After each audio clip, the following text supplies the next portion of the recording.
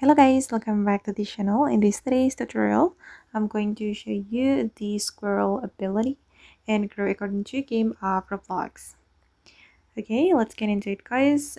This is how the squirrel looks like, and this is a legendary pet, and if I'm not mistaken it cost 1 million maple leaves. And then I'm going to show you the ability of this pet. Okay, as you can see, it's a legendary pet and it can scurry around your garden and rapidly pick ripe fruit and brings it straight to you. Okay, basically, you can stay in your garden and then this squirrel will bring you fruit. So it will help you to pick the tall fruit like this green bean.